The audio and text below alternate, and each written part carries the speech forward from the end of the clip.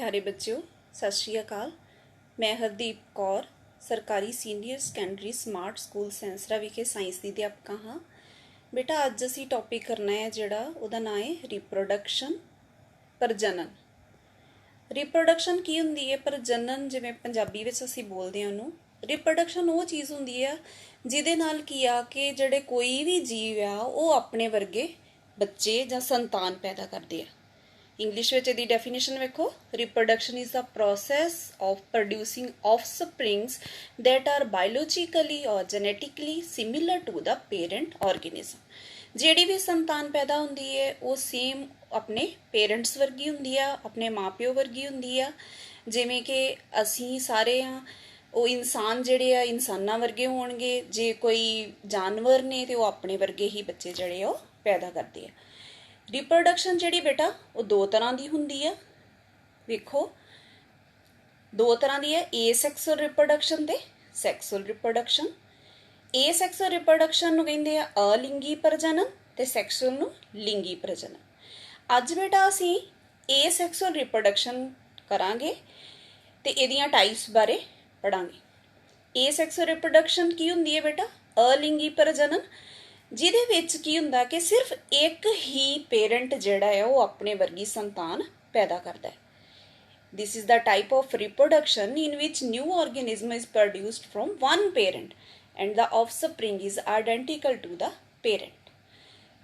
किदे किदे विच हुंदी? जिवें plants, bacteria, protist and low invertebrates दे विच। ए सैक्सुअल रिप्रोडक्शन जिहड़ी आ उहदियां टाइप्स वेखो, ये अगों 6 टाइप दी है। सब तो पहला fission, fragmentation, budding, regeneration, vegetative propagation, spore formation. इनू असी वन बाय वन करांगे। सब तो पहला फिशन। फिशन अगेन अगे दो तरह की है, बाइनरी फिशन ते मल्टीपल फिशन। बाइनरी फिशन नूं पंजाबी विच दो खंडन आख्या जाता है ते मल्टीपल फिशन नूं बहु खंडन। बाइनरी फिशन दे विच एग्जाम्पल हैगी है अमीबा दी। देखो अमीबा जिहड़ा है सिंगल पेरेंट आ, उहदे विच जिहड़ा न्यूक्लीयस आ वो देखो वड्डा हो के दो हिस्सियां विच डिवाइड हो रहा है। ये दो ने अपने वर्गे जिहड़े आ बच्चे पैदा कर लए ने। इनू कहंदे बाइनरी फिशन, यानी कि दो खंडन। इसे तरह ही मल्टीपल फिशन, बहुखंडन। बहुखंडन दे विच प्लाज्मोडियम इहदी उदाहरण है, एग्जाम्पल है। इहदे विच की हुंदा है कि न्यूक्लियस जिहड़ा है वो किन्ने सारे भागां विच डिवाइड हो जाता है। देखो न्यूक्लियस जिहड़ा है वो बहुत सारे भागां विच डिवाइड हो गया है ते इन्ने ही ज़्यादा जिहड़े आ वो बच्चे अपने वर्गे पैदा कर लए। इहदी एग्जाम्पल प्लाज्मोडियम, ठीक है। बाइनरी फिशन दो खंडन ते जिहड़ी मल्टीपल फिशन हो गई बहुखंडन। नैक्सट जिहड़ी इहदी हैगी है टाइप, वो हैगी है रीजनरेशन, पुनर्जनन। रीजनरेशन विच इहदी एग्जाम्पल ये प्लनेरिया दी। प्लनेरिया वेखो बेटा इहदे विच की हुंदा आ कि जिहड़ा पेरेंट आ वो भावें जिन्ने मर्जी हिस्सियां विच कट्टिया जावे ना, उहदे तो उन्ने ही नवें बच्चे पैदा हो जाने। आ वेखो प्लनेरिया जिहड़ा 3 हिस्सियां विच डिवाइड होया ते इहदे उन्ने ही जिहड़े इहदे वर्गे प्लनेरिया पैदा हो गए। एक इहदी होर उदाहरण तुहानूं मैं दिन्नी है बेटा, स्टार फिश हुंदी है। उहदे विच भी की हुंदा कि जदों कट्टिया जांदा है कोई भी उहदा अंग ते ओह की हुंदी है कि ओह दोबारा उहदी आ जांदी है।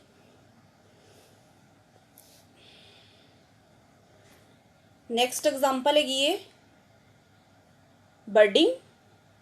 बर्डिंग हुंदी है हाइड्रा दे विच। देखो पेरेंट हाइड्रा जिहड़ा आ उहदे तो छोटी जी बड निकलदी है। जदों वो बड वड्डी होई देखो उन्हें अपने आप नूं उहदे नालों अलग कर लिया ते एक नवां जिहड़ा आ वो हाइड्रा पैदा हो गया। इनू सारी प्रोसैस नूं कहंदे ने बर्डिंग। नैक्सट है रीजनरेशन।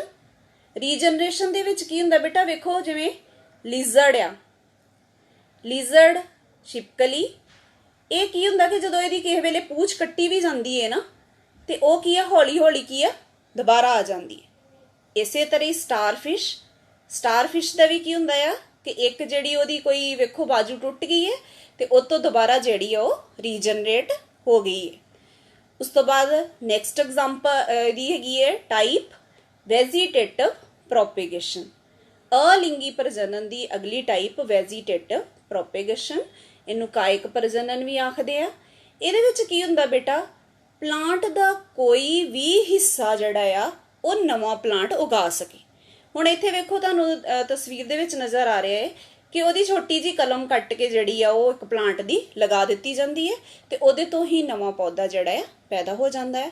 ਇਸੇ ਤਰ੍ਹਾਂ ਹੀ ਹੋਰ ਵੀ ਕਈ ਵਾਰੀ ਕਈ ਪਾਰਟ ਹੁੰਦੇ ਨੇ ਇਹੋ ਜਿਹੇ ਜਿਨ੍ਹਾਂ ਤੋਂ ਉਹਨੂੰ ਕੱਟ ਕੇ ਜਿਹੜਾ ਉਗਾ ਦਿਓ ਜ਼ਮੀਨ ਦੇ ਵਿੱਚ ਤੇ ਉੱਥੋਂ ਨਵਾਂ ਪੌਦਾ ਪੈਦਾ ਹੋ ਜਾਂਦਾ ਆ। ਜਿਵੇਂ ਗੰਨਾ ਆ, ਗੰਨੇ ਦੇ ਛੋਟੇ ਛੋਟੇ ਟੋਟੇ ਕਰਕੇ ਲਗਾ ਦਿੰਦੇ ਆ ਤੇ ਨਵਾਂ ਪੌਦਾ ਪੈਦਾ ਕਰ ਦਿੰਦੇ ਆ। ਇਸੇ ਤਰ੍ਹਾਂ ਹੀ ਤੁਸੀਂ ਵੇਖਿਆ ਹੋਊਗਾ ਕਿ ਆਲੂ ਦੇ ਉੱਤੇ ਇੱਕ ਛੋਟੀ ਜੀ ਅੱਖ ਹੁੰਦੀ ਹੈ। ਜਦੋਂ ਪੁੰਗਾਰੇ ਦੀ ਬਹਾਰ ਆਉਂਦੀ ਤੁਸੀਂ ਵੇਖਿਆ ਹੋਊਗਾ ਉਹਦੇ ਵਿੱਚ ਕੀ ਪੁੰਗਰਨਾ ਸ਼ੁਰੂ ਹੋ ਜਾਂਦਾ ਹੈ ਨਾ। ਉਹ ਕੀ ਕਰਦੇ ਕਿ ਜਦੋਂ ਉਹਨੂੰ ਅਸੀਂ ਆਲੂ ਨੂੰ ਬੀਜਦੇ ਹਾਂ ਤੇ ਉਹ ਜਿਹੜੀ ਅੱਖ ਆ ਉਹ ਜਿਹੜੀ ਬੀਜ ਦਿੱਤੀ ਜਾਂਦੀ ਮਿੱਟੀ ਦੇ ਵਿੱਚ ਤੇ ਉਹਦੇ ਤੋਂ ਕੀ ਹੈ ਨਵਾਂ ਪੌਦਾ ਪੈਦਾ ਹੋ ਜਾਂਦਾ। ਇਸੇ ਤਰ੍ਹਾਂ ਹੀ ਇੱਕ ਪੱਤਾ ਤੁਸੀਂ ਵੇਖਿਆ ਹੋਊਗਾ, ਪੱਥਰ ਚੱਟ ਦਾ ਪੱਤਾ। ਪੱਥਰ ਚੱਟ ਦੇ ਪੱਤੇ ਦੇ ਉੱਤੇ ਹੀ ਨਾ ਛੋਟੇ ਛੋਟੇ ਜਿਹੜੇ ਆ ਪੌਦੇ ਪੈਦਾ ਹੋ ਜਾਂਦੇ ਨੇ। ਉਹ ਜਦੋਂ ਛੋਟੇ ਛੋਟੇ ਪੌਦੇ ਧਰਤੀ ਦੇ ਉੱਤੇ ਡਿੱਗਦੇ ਨੇ ਤੇ ਉਹ ਬਿਲਕੁਲ ਨਵਾਂ ਪੌਦਾ ਜਿਹੜਾ ਆ ਪੈਦਾ ਕਰ ਲੈਂਦੇ ਨੇ। ਇਹਨੂੰ ਕਹਿੰਦੇ ਨੇ ਵੈਜੀਟੇਟਿਵ ਪ੍ਰੋਪੇਗੇਸ਼ਨ। ਤੇ ਬੇਟਾ ਲਾਸਟ ਹੈਗਾ ਸਾਡਾ ਸਪੋਰ ਫਾਰਮੇਸ਼ਨ, ਬੀਜਾਣੂ ਬਣਨਾ। ਇਹ ਕਾਹਦੇ ਵਿੱਚ ਹੁੰਦਾ, ਫੰਗਸ ਦੇ ਵਿੱਚ। ਸਭ ਤੋਂ ਪਹਿਲਾਂ ਵੇਖੋ ਇਹਦੇ ਉੱਤੇ ਸਪੋਰੈਂਜੀਅਮ ਬਣ ਜਾਂਦੇ ਨੇ, ਉਹਦੇ ਵਿੱਚ ਸਪੋਰਸ ਹੁੰਦੇ ਨੇ, ਬੀਜਾਣੂ ਕਹਿੰਦੇ ਜਿਹਨੂੰ। ਇਹ ਜਦੋਂ ਫਟਦੀ ਹੈ ਇਹਦੀ ਸਕਿਨ ਉੱਪਰੋਂ ਤੇ ਇਹ ਸਾਰੇ ਬੀਜਾਣੂ ਜਿਹੜੇ ਆ ਉਹ ਨਵੇਂ ਪੌਦੇ ਜਿਹੜੇ ਆ ਪੈਦਾ ਕਰ ਸਕਦੇ। ਆਪਣੇ ਵਰਗੇ ਕਿੰਨੇ ਸਾਰੇ ਫੰਗਸ ਜਿਹੜੇ ਆ ਉਹ ਪੈਦਾ ਕਰ ਲੈਂਦੇ ਨੇ। Thank you.